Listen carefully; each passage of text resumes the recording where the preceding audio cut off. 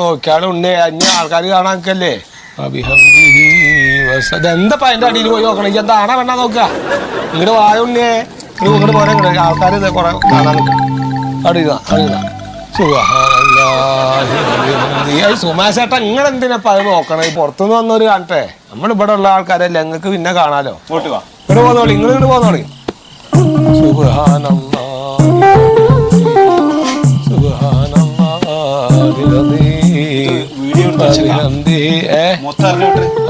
കുഴപ്പമൊന്നുമില്ല. സുബ്ഹാനല്ലാഹി അതെ ഇനി ഇങ്ങോട്ട് വരാൻ കണ്ട നിങ്ങൾ കായ് അവിടെ വെച്ചോളി.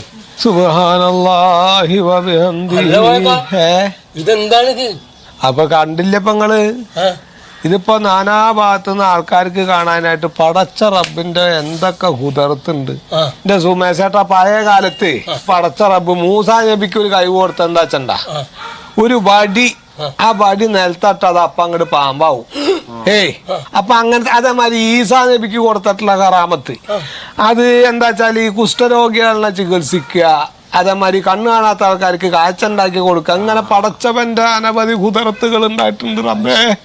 ഇപ്പൊക്ക് 10 വയസ്സൊക്കെ ഗതിയില്ലാണ്ട് എന്റെ കുടുംബത്ത് കുത്തിരിക്കണ നേരത്ത് 10 കായ്ക്ക് കിട്ടാനും ഈ നാട്ടുകാർക്ക് ഒരു കാഴ്ച ഉണ്ടാക്കാനും വേണ്ടിട്ട് അള്ളാഹുവിന്റെ ഒരു കുതിർത്തായിരിക്കും. അല്ലാണ്ട് ഇപ്പൊ എന്താ ഞാൻ പറയാ അതിനൊക്കെ?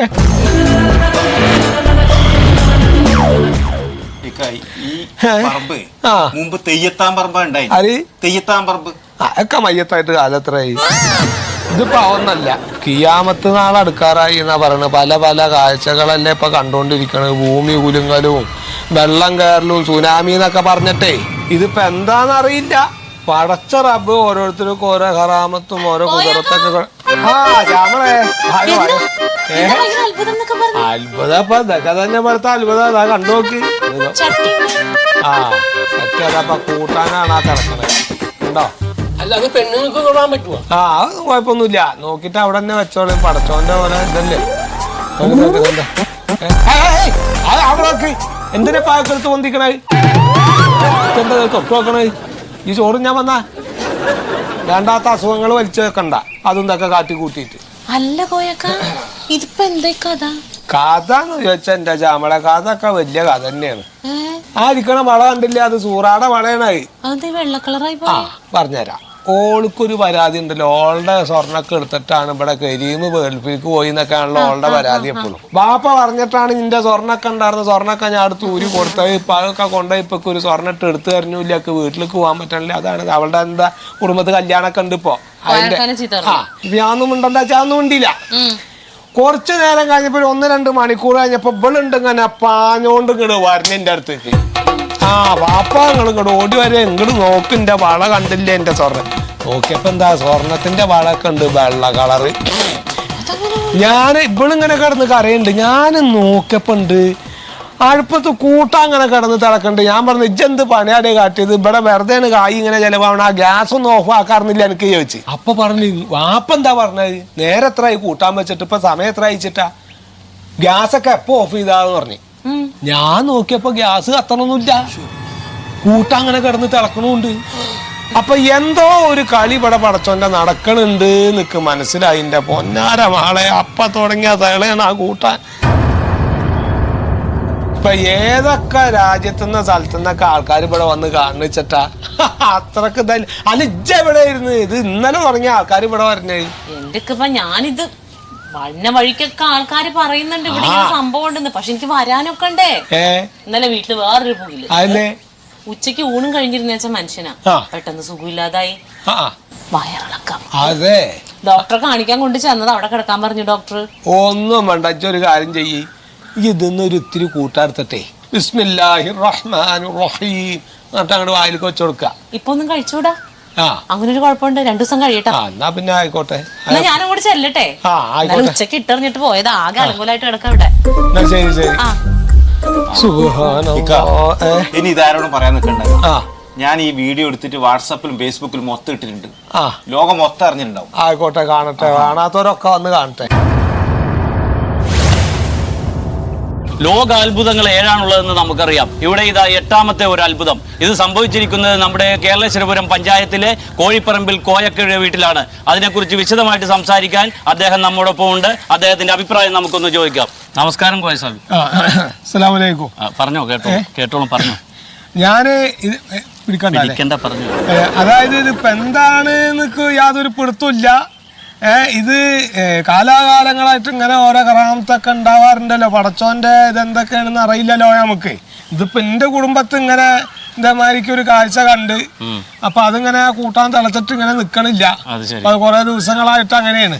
പിന്നെ വീട്ടിൽ ഇങ്ങനെ അള്ളാഹു എന്തെങ്കിലും ഒരു മാർഗം തന്നേക്കാവും. അതാണ് ഇപ്പൊ ഞാൻ വിചാരിക്കണത്. അതേട്ടാ ഈ ചെയ്തോണ്ടിരിക്കുമ്പോഴേ ഒരു 2 പേര് ഇവരുടെ പുറകെ കൂടി ഒന്ന് പാസിംഗ്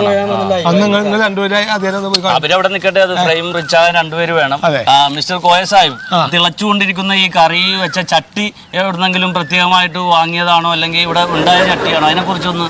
ഇതിപ്പോ ഞങ്ങളിപ്പോ നേർച്ചക്ക് പോയപ്പോ അവിടെ കച്ചവടമൊക്കെ സാധനങ്ങളൊക്കെ ഉണ്ടല്ലോ. അപ്പൊ അതിനൊരു ചട്ടി മണ്ണിന്റെ ചട്ടിയാണ്, അല്ലാണ്ട് വേറെ ഒന്നല്ല. അതിന് വേറെ അത്ഭുതമൊന്നുമില്ല. അത് പടച്ചോന്റെ ഒരു ഇത് തന്നെയാണ്, അല്ലാണ്ട് വേറെ ഒന്നും. അതില് ഇപ്പൊ മാതിരി ആ കുട്ട കഴിയുമ്പോ കിടക്കണ വള സ്വർണ്ണവളയായിരുന്നു. അത് 2 അങ്ങോട്ട് വെള്ളയായി. സ്വർണ്ണവള വെളുത്തു. എവിടെങ്കിലും കേട്ടിട്ടുണ്ടോ നമ്മള് സ്വർണത്തിന്റെ കളറ് മാറിപ്പോണേ? കോയ സാഹിബ്, അതിന്റെ കോയ സാഹിബിയുടെ മുമ്പിലെ തലമുറയോ ആരുടെയെങ്കിലും കാലത്ത് ഇതുപോലത്തെ വല്ല ദൃഷ്ടാന്തം, അത്ഭുതം, അനുഭവം എന്തെങ്കിലും ഓർത്തു പറയാൻ പറ്റുമോ? ഉണ്ടായിട്ടില്ല. ഉണ്ടായിണ്ടോ വെച്ചാല് ഉണ്ടായിട്ടുണ്ട്. അതൊന്ന് വിശദീകരിക്കാമോ? അത് പിന്നെ ചെറുപ്പകാലത്ത് ഞങ്ങൾ 5-8 മക്കളാണ്, എൻ്റെ ഉമ്മാക്കും വാപ്പാക്കും. അപ്പൊ ഞങ്ങൾ ഈ കുട്ടികള് അന്ന് ഭയങ്കര ദാരിദ്ര്യമാണല്ലോ. ഈ ദാരിദ്ര്യ കാലത്ത് ഈ കുട്ടികളൊക്കെ അങ്ങനെ എണ്ണ തേച്ച് കുളിപ്പിക്കാൻ നിൽക്കണ നേരത്ത് എല്ലാവർക്കും തലയിൽ തിരിച്ച എണ്ണ അങ്ങനെ ഇട്ട് കൊടുക്കുമ്പോ ഉണ്ടാവില്ല എണ്ണ. അങ്ങനെ എണ്ണ ഒഴിച്ചു കൊടുത്ത് 8ാമത്തെ ആളായ എൻ്റെ തലയിൽ ഒഴിക്കാൻ നോക്കുമ്പോ എണ്ണ ഉണ്ടാവില്ലോ എന്നുള്ളൊരു വിഷമം എൻ്റെ ഉമ്മയുടെ മനസ്സിലുണ്ടായിരുന്നു. തീരും എന്നുള്ളൊരു ഇതുണ്ടായിരുന്നു. പക്ഷെ എന്തിന് പറയണേ, ഇതിങ്ങനെ ഒഴിച്ച് എൻ്റെ തലയിൽ അങ്ങോട്ട് ഒഴിക്കാൻ കൊണ്ടുവന്നപ്പോ ഒരു കുപ്പി എണ്ണ അങ്ങോട്ട് നിറഞ്ഞ് ഈ കുപ്പിയില് തന്നെ നിറഞ്ഞ്. അപ്പൊ ഇതെന്താണ് ഇത് ഉമ്മ അങ്ങനെ വിചാരിക്കുകയും ചെയ്ത് ഇത്ര. അല്ല, എന്റെ ഉമ്മ പറഞ്ഞാണ്. അതേമാതിരിക്ക് ചോറ് വിളമ്പുമ്പോ ഇത് ചോറ് വിളമ്പിക്കൊണ്ടിരിക്കുകയാണ്. എല്ലാവർക്കും ഇങ്ങനെ ചോറ് വിളമ്പോ ഞങ്ങളപ്പോ 8 മക്കളെ, ഞാൻ പറഞ്ഞല്ലോ ദാരിദ്ര്യമുള്ള കാലാണ്. അപ്പൊ മീനൊക്കെ അങ്ങ് കൂട്ടാൻ വെച്ചാൽ എല്ലാവർക്കും ഒന്നും കൊടുക്കാനൊന്നും ഉണ്ടാവില്ല. എന്നാലും എല്ലാ കുട്ടികൾക്കും ചെറിയ കഷ്ണം കൊടുക്കണ്ട വെച്ചിട്ട് ഇങ്ങനെ മീൻ കഷ്ണം അങ്ങനെ ഇട്ടിട്ട് വന്നപ്പോ തികയാതെ വന്ന് ചാറ് മാത്രമേ ഉള്ളൂ. അപ്പൊ എൻ്റെ ഉമ്മാക്കൊരു വിഷമം. അപ്പൊ ഒരു കഷ്ണം ഇല്ലല്ലോ വെച്ചിട്ടോ എൻ്റെ മോനക്ക് അവസാനം ഇട്ട് കൊടുക്കാനില്ലല്ലോ വെച്ചിട്ട് ഉമ്മ കൂട്ടാൻ കയ്യിലിട്ട് ഇങ്ങനെ ഇളക്കി ഇങ്ങോട്ട് എടുക്കലും വല്ലാത്തൊരു മീൻ്റെ കഷ്ണം. അപ്പൊ ഉമ്മ വിചാരിച്ചു ഇന്നത് വാപ്പാക്ക് കൊടുക്കാം. നമുക്ക് അതല്ല അറിയേണ്ടത്. അതന്നെ ഞാൻ പറഞ്ഞേ. മീൻകറി വാപ്പാക്ക് കൊടുത്തല്ല, നമുക്ക് അത്ഭുതാണ് ഈ പറയണത്. നിങ്ങളെ പറഞ്ഞു തീരുന്നേറ്റ് മുമ്പ് വേറെ ഉണ്ടാക്കിയാലോ. അങ്ങനെ ഈ മീന്റെ കഷ്ണം എന്തിനു ചെയ്യണു, വാപ്പാക്ക് കൊടുക്കാലോ വെച്ചിട്ട് വാപ്പാടെ പാത്രത്തിലേക്ക് അങ്ങോട്ട് ഇടലും ഇതങ്ങോട്ട് മുള്ളായി തീർന്നു. അങ്ങനെ എന്താ ചിരിക്കണേ? അവനങ്ങനെയുള്ള വിടല് കേട്ട് അവൻ ചിരിക്കുക. ഇല്ലാത്ത കഥ തന്നെ ഇല്ല. എങ്ങനെ എത്ര കഥ ഇവർക്ക് എത്ര കഥ ഞാൻ പറഞ്ഞു കൊടുത്തേക്കണ.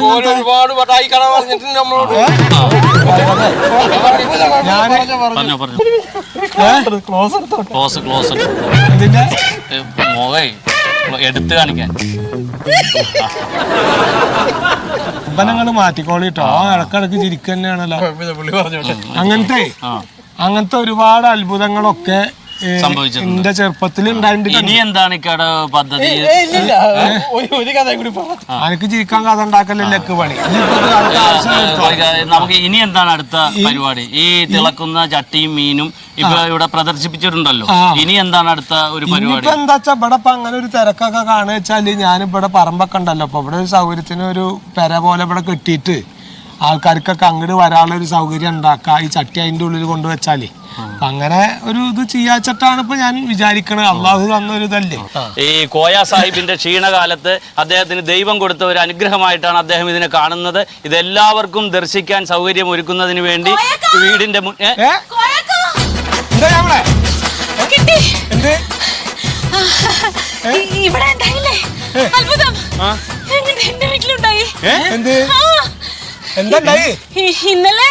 ഇന്നലെ ഞാൻ ആശുപത്രിയിൽ പോയിന്ന് പറഞ്ഞില്ലേ?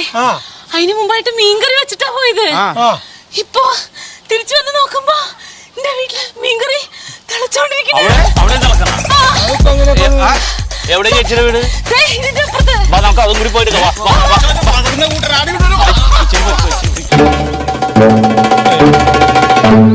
ഇവിടെ തിളക്കണ മാതിരി അവിടെ തിളക്കല്ലേ റബ്ബേ.